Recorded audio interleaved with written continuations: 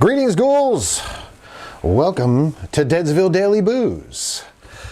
I'm your host, Ronin James, stuntman, now turned director, stunt coordinator, all that good stuff. You've probably seen some of my videos or demo reels. I'm sure you've seen me die in something, or you've seen my handiwork somewhere. So, yeah, how you all doing? Hey, look at that. Steph Infection just jumped in her car now. Perfect timing. So she can listen to the show while she drives. So a lot going on. Hope everybody had a good Thanksgiving yesterday. Hope you all filled up on turkey and cranberry sauce and stuffed yourselves with stuffing and all that goodness. Hope you caught Eli Ross Thanksgiving at some point before Thanksgiving or yesterday. And if not, maybe you're going to see it this weekend.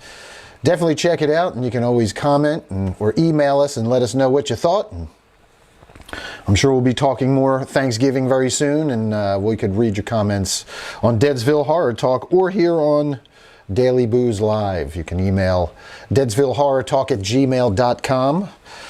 I don't have like a cool graphic to put up and do that right now. It's all in post-production. I'm happy that I just have sound. So, oh, that reminds me. Let me go in and make sure that I have sound. I don't think we're watching any trailers today, but just to be sure, I'm going to go, oh, look at that. The setting is already set. Excellent. That's the first. All right. Today's Black Friday. Hope you're out there watching your asses. Don't wind up like some of the characters in Thanksgiving who, yeah, caught a bad one because of their Black Friday shenanigans. Yeah, man, Thanksgiving was awesome. Check it out. Good job, Eli Roth. And there's another movie. I guess we'll have to review this one at one point. It's called Black Friday, and it's a horror movie. It stars Michael Jai White and Bruce fucking Campbell. This one's streaming right now. If you haven't seen it, today's probably the day to watch it. I enjoyed it. I thought it was really good. It's about a Black Friday sale. A group works in like I guess like a Walmart type store, and it's the Black Friday sale, and it's like Black Friday of the Living Dead. All of the customers outside get infected with a virus that turns them into like flesh-eating zombies, or like killers, not zombies necessarily. I think it's, I think they're like fast, if I remember correctly. I watched it last year, 2 years ago. At any rate, if you want to comment, let me know. Black Friday, Bruce Campbell, Michael Jai White. Check it out. All right. Scream 7 is all over the fucking news right now. In case you are...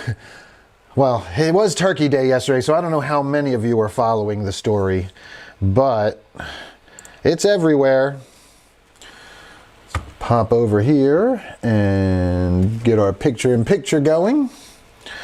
And here we go. Here's the latest, 1 day ago. This is on iHorror.com. New twists in Scream 7, a creative shift amid star exits and potential iconic returns. So if you haven't been following it, the two lead actresses now have... One was fired from the project for inflammatory hate speech posts on social media in regards to the current Israel-Palestine conflict. And we're not doing politics in here. Whatever your views are on that. It's never good to see people being murdered. That's all. That's my stance. Unless it's fake in a horror movie. That's the only good time to see people murdered. Unless it's executions of really like bad, shitty murderers and child molesters, shit like that. Kill them motherfuckers too.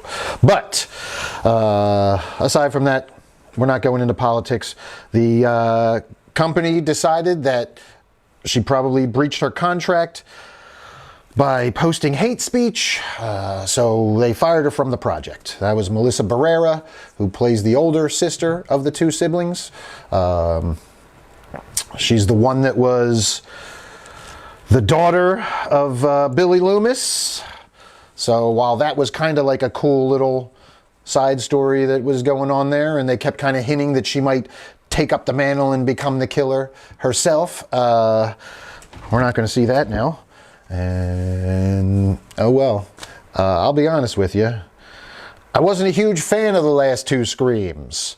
I love Ghostface and I love the Scream franchise and I love the originals and the first few, but they lost me, really, they lost me in 5 when they tried to tell me that a high school girl, no offense to high school girls, no offense, I've seen plenty of athletic high school girls that probably could take Dewey. But the one that they had in this movie, there's no fucking way. I'm sorry, there's no fucking way that girl could take Dewey. I'm sorry. No, you're not killing off one of the iconic characters of the franchise, getting killed by a less than 100-pound high school girl. I'm sorry. No. No. And y'all can get mad at me all you want and call me a misogynist or sexist or whatever. I'm sorry. The laws of physics still apply here. And Dewey's a grown man. So, yeah, they lost me on that one. But then in Scream 6, all the stakes were taken out. All the stakes were removed because people just got stabbed the fuck up. They stabbed the shit out of multiple characters in that movie, and nobody died. It was amazing how nobody died, except the bad guys, right? Yeah, the bad guys died at least. At least that happened. But nobody else died in the movie. Like the guy was stabbed. Like they shish kebabbed him from both sides. They double teamed this dude on both sides, and somehow he was still alive, getting wheeled off in a gurney. And they stopped too, and they had time to stop and talk and take the mask off. And I'm still here, yeah, because they wouldn't be rushing him, even if by chance he did survive the 28 puncture wounds to his chest. They'd be fucking airlifting him out of there. There's just no way. And of course his sister also, who was gutted on the gutted on the subway. I gotta go back here. Y'all gotta hear my rant in full screen. Sorry, I had you in picture still. The sister shows up. She runs to the fucking aftermath after being gutted on the subway by one of the Ghostface. She just runs up. Oh, they couldn't save me. I'm on painkillers. Oh, they couldn't stop me from getting here. Get the fuck out of here. Get the fuck out of here, okay? This is going to be a little bit of a fuck you Scream. The people that they handed this fucking franchise to for the last 2 goddamn movies. Fuck you, okay? And then we also had Jenna Ortega, who, if you remember, at the end of Scream, Scream 6, she's hanging from the balcony, right? Convinces her sister, oh, let me go. And it's all a big metaphor for let me grow up and let go and stop being overprotective of me. We get it. Beat us over the head with it. But hands her the knife, and she drops down onto the fucking Ghostface, and he stabs her. He stabs her in the gut. He even says, gotcha. And she kills him. Of course, she kills him. But then we just totally ignore the fact that she has a fucking stab in her fucking gut. At the end, she's sitting on the curb just having a conversation.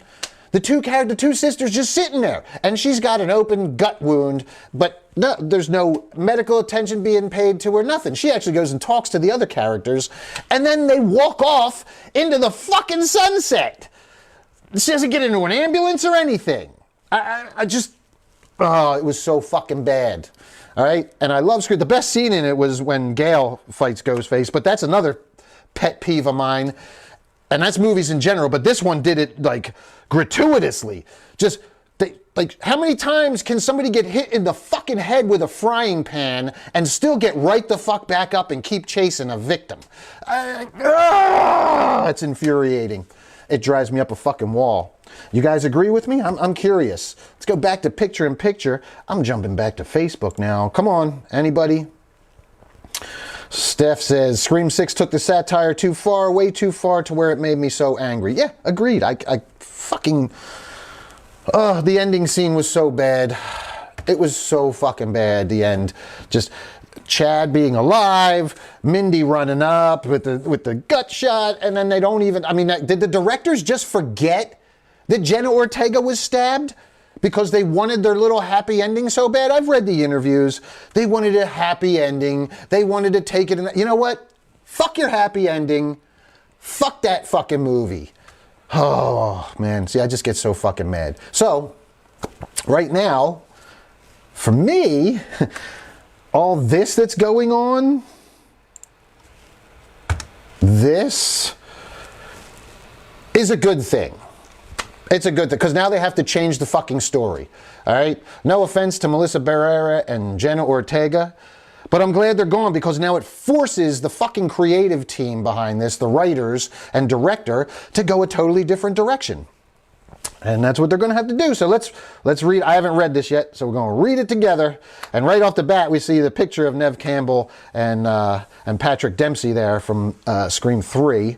And yeah, now that their young stars have fucking bailed on them, yeah, they're going to go back and try and dig in the nostalgia fucking ditch. They're going to go mine the nostalgia well and bring back Neve Campbell. They wouldn't pay her for the last fucking movie, but now I watch them fucking pay her. I'm so mad. So mad from thinking about that last movie. And Patrick Dempsey now, you know what? Good for him that he just did Thanksgiving and fucking killed it, because now when these motherfuckers go after him and, oh, we want to bring you back because we're going for nostalgia because our young actors all quit on us. Well, now Patrick Dempsey can be like, yeah, well, you know what? Pay me, motherfucker. I just did Thanksgiving. I'm fucking man of the year, like the best looking man of the year. He was just voted. Good luck. You didn't want to pay Neve Campbell last fucking movie, Bill. You're going to come out of your pocket this movie. You're coming out of pocket this movie, motherfuckers. All right, I'm going to try and calm down and read this story. The upcoming Scream 7 is facing a dramatic reshaping in its cast and storyline. The recent exits of Jenna Ortega and Melissa Barrera, both central figures in the last two installments, have led to a substantial rethinking of the film's direction. Please be aware that while our coverage is based on information from reputable entertainment news sources such as Variety, The Hollywood Reporter, and Deadline, the narrative surrounding this story is still unfolding.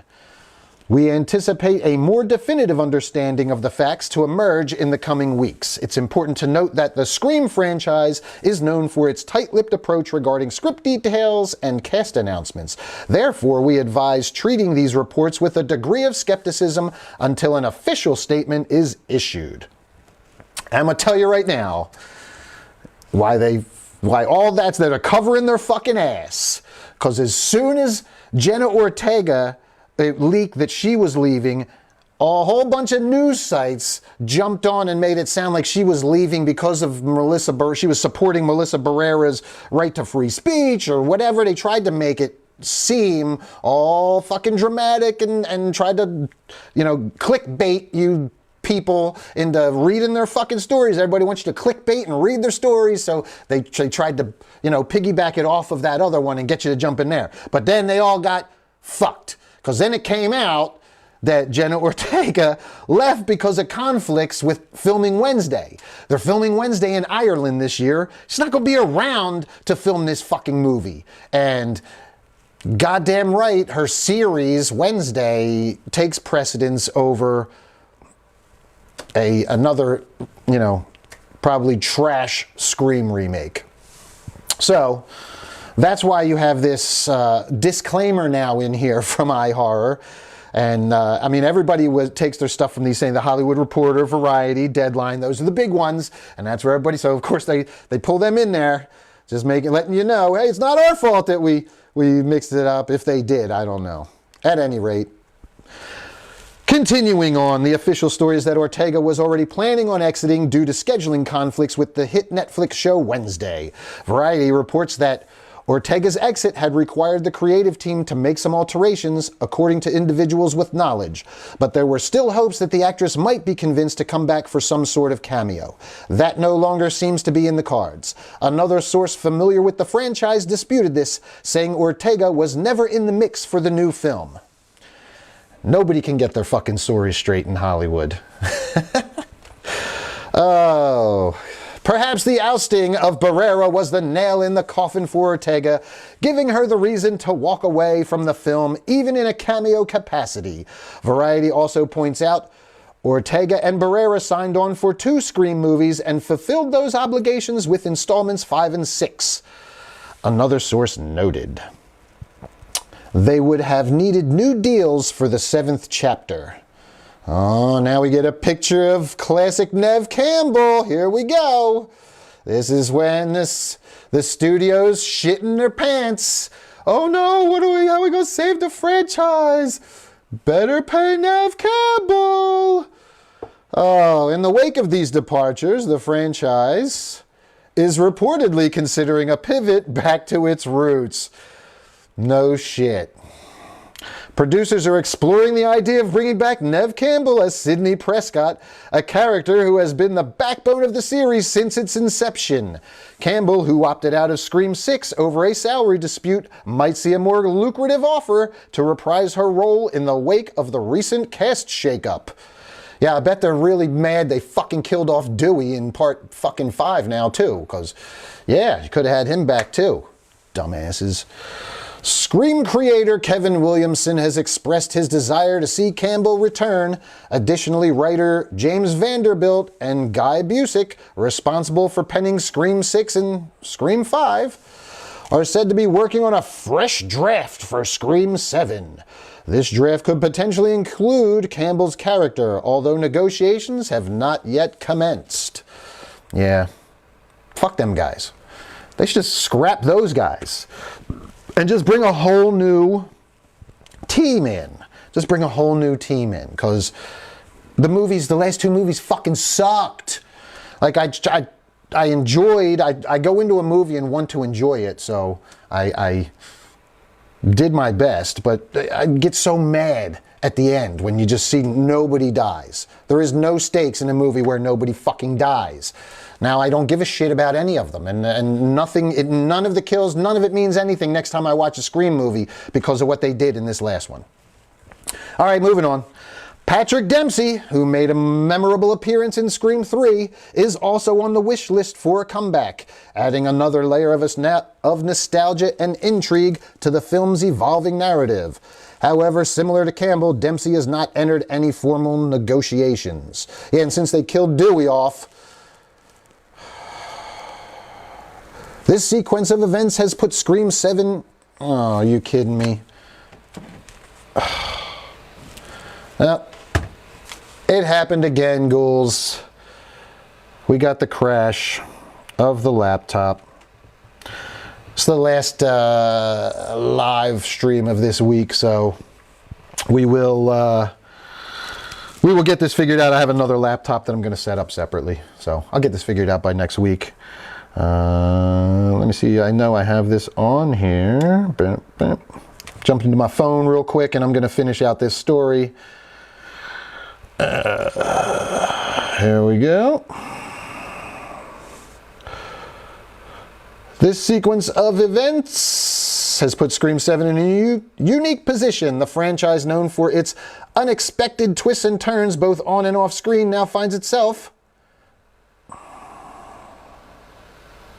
adapting to real-life changes that could reshape its future. As the production team works towards a new vision for Scream 7, the film remains slated for a 2025 release, keeping the suspense alive for fans worldwide. The next chapter of this enduring horror saga is being rewritten quite literally, and audiences are waiting with bated breath to see how these new developments unfold. Yikes. Well, what are your thoughts?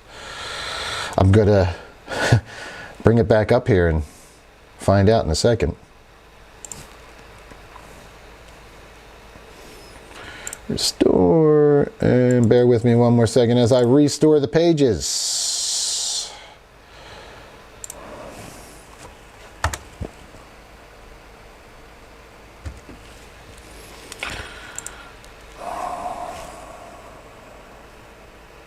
Okay, why do I not have any picture? Where's my picture? Oh, Sorry about that, guys. I hit the wrong button.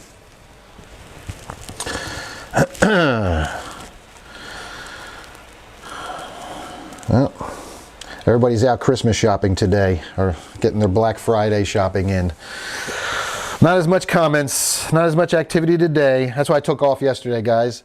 But thanks for tuning in, and the replay of this will be up later, so you can, always go back and watch me rant over and over again on YouTube, or here on Facebook, or I'll probably bump it up to Rumble at some point as well. But, all right, we got a couple other things we're gonna look at here now that my laptop is back up and running.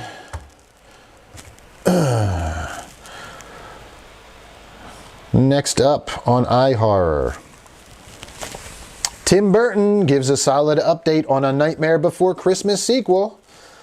There's Tim Burton looking much like a young Bob Dylan.